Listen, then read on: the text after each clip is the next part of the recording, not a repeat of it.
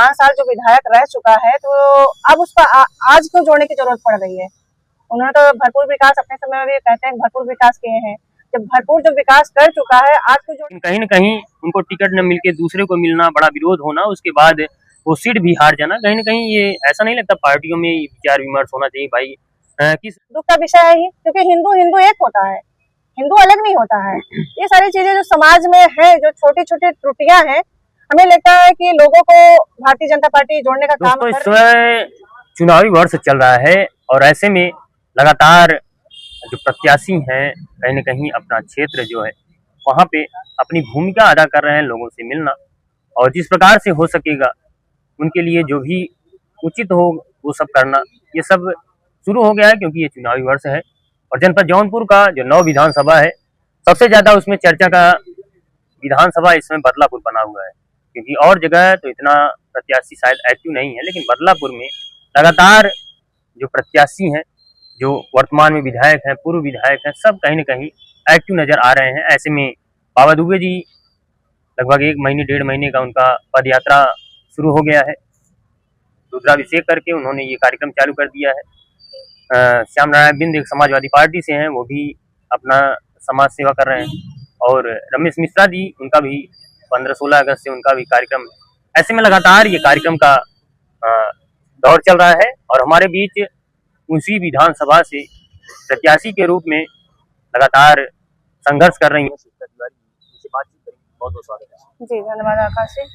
इस समय अगर देखा जाए बदलापुर विधानसभा लगातार चर्चा में है और सबसे बड़ी चीज है कि पूर्व जो विधायक है बाबा दुबे रुद्राभिषेक करके सावन का महीना चल रहा है और ऐसे में रुद्राभिषेक करके वो अपनी पद यात्रा शुरू की है। उनका उद्देश्य है कि लोगों से मिलना, उनको जोड़ना और जो इस 10 वर्षों में विधायक जी ने किया है, देखना है कि भाई क्या काम किए हैं क्या नहीं किए। सब संतृप्त लगातार कह रहे हैं बदलापुर हो गया, क्या कहना चाहिए?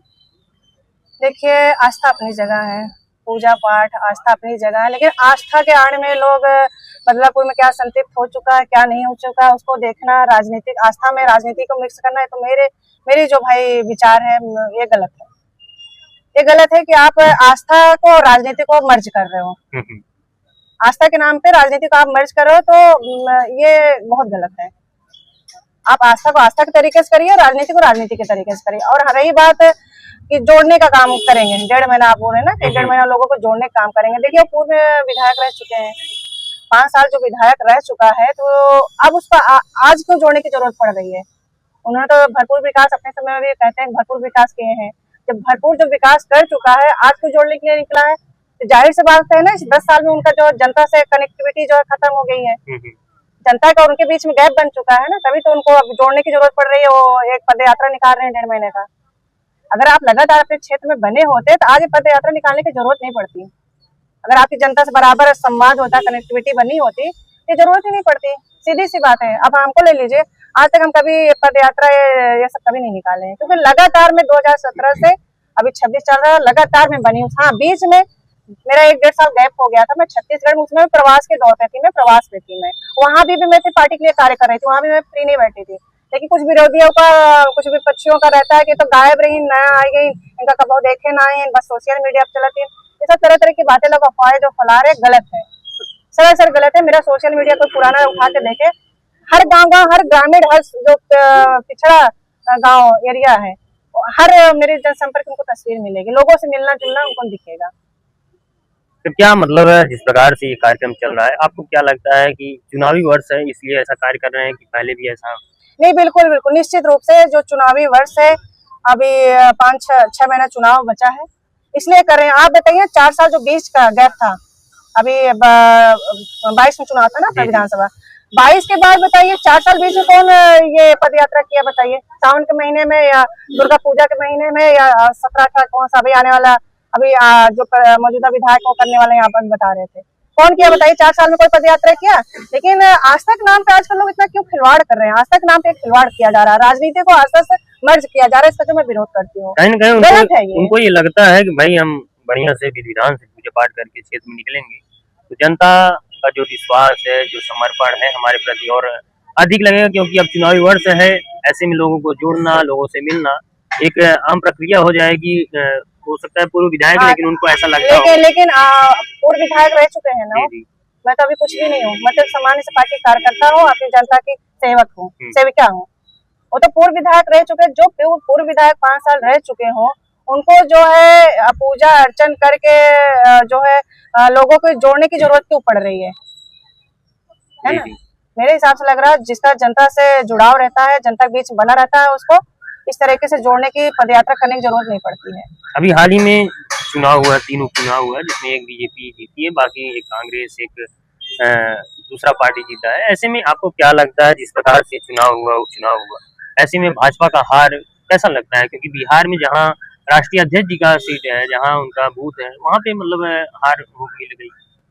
देखिए, जरूरी नहीं है चुनाव संगठन लड़ता है निश्चित रूप से, लेकिन जो वहाँ का जनप्रतिनिधि होता है, जो प्रत्याशी होता है, प्रत्याशी भी चुनाव होता है, तो हो सकता है प्रत्याशी वहाँ को उतना लोकप्रिय नहीं न रहा हो, इसलिए वहाँ सीट हार गई।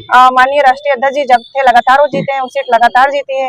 छत्तीसगढ़ में जो प्रवास में 1-1.5 साल में थी, मैं खुद राष्ट्रीय अध्यक्ष जी के मतलब टीम में वहाँ को प्रभारी थे, और मैं युवा मोर्चा में वहाँ 1.5 साल थी। मैं युवा मोर्चा में विशेष आमंत्रित सदस्य थी प्रदेश में, तो मैं उनकी टीम में राष्ट्रीय अध्यक्ष जी नितिन नवीन जी की टीम में मैं काम की हूँ। उनका जो स्वभाव है बहुत सरल है और बहुत सक्रिय है, और सर्व समाज को लेकर चलने वाले नेता है। उनकी भाई लोकप्रियता अलग थी, वो लगातार जीते आए। हो सकता है जो अभी प्रत्याशी उतरा है उनकी उतना लोकप्रियता नहीं होगी, इसलिए वहाँ की सीट हार गई, मैं तो यही कहूंगी। लेकिन और यही है बहुत मतलब एक सोशल मीडिया बड़ा तेजी से चल रहा है कि कुत्ते को भी टिकट दे दिया जाए, कुछ सीटें ऐसी हैं वहाँ वो जीत जाएंगे। तो मतलब इस प्रकार की जो बयानबाजी है, इसको क्या कहेंगे? देखिए, ये जो आप बयान बता रहे हैं, इसको तो फिलहाल मैं अभी कहीं नहीं देखी हूँ। हो सकता है विरोधी लोग का, विपक्ष लोग का र्यूमर बनाया गया होगा। हमारे पार्टी का कोई भी सदस्य, कोई भी एक नेता कभी नहीं बोलेगा कुत्ते को भी टिकट दे दिया जाएगा तो जीत जाएगी। ऐसा भाषा शैली हमारे पार्टी के लोग यूज ही नहीं कर सकते, सही बता रही हूँ, है ना। ये विरोधियों का काम है, उन्हीं का काम है जो ऐसा भाषा शैली यूज करते हैं। ऐसा नहीं लगता जो बिहार में जो चुनाव हुआ है, मध्य प्रदेश में जो चुनाव हुआ है, जातियों में तो नहीं है, क्योंकि भरत तिवारी का एनकाउंटर होता है, सम्राट चौधरी वहाँ के मुख्यमंत्री रहते हैं, कहीं न कहीं सवर्ण जो हैं अब एकजुट हो रहे हैं और उस व्यक्ति को जिताए हैं जो सवर्ण है। और दूसरी चीज, एमपी में भी जो मिश्रा जी थे, उनका बड़ा ही सपोर्ट था लोगों में, लेकिन कहीं न कहीं उनको टिकट न मिलके दूसरे को मिलना, बड़ा विरोध होना, उसके बाद वो सीट भी हार जाना। कहीं न कहीं ये ऐसा नहीं लगता पार्टियों में विचार विमर्श होना चाहिए, भाई किस व्यक्ति को टिकट मिलना चाहिए, कैसे वो जीतेगा? बिल्कुल, पार्टी में विचार विमर्श होना चाहिए। और रही बात श्रवण की बात, श्रवण सब खुश है। और ये भारत तिवारी का एनकाउंटर की आप बात कर रहे हैं, देखिए अपराधी अपराधी होता है, क्योंकि मैं भी तिवारी हूँ, मैं भी ब्राह्मण हूँ, ब्राह्मण घर की लड़की हूँ मैं। तो अपराधी अपराधी होता है, चाहे अपराधी कोई जाति और बिरादरी नहीं होती। नहीं, अपराधी तो मान लीजिए ठीक है, लेकिन अगर कोई आपको समर्पण कर देता है, क्या गोली चलाना वहाँ सही है?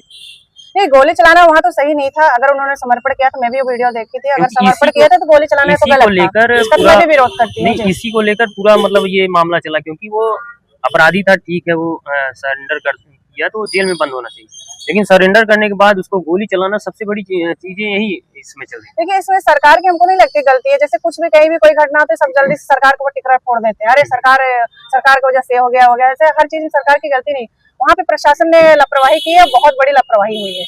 जब उन्होंने सरेंडर कर दिया था तो वहाँ पे गोली नहीं चलना था, इसको मैं भी विरोध करती हूँ। अभी एक मुद्दा नीट का चल रहा है, जिसमें नीट का मुद्दा शांत होता है, उसके बाद चंदा चोरी वाला मामला चल रहा है, और न संसद भवन चल पा रहा है, न विधानसभा भवन चल रहा है।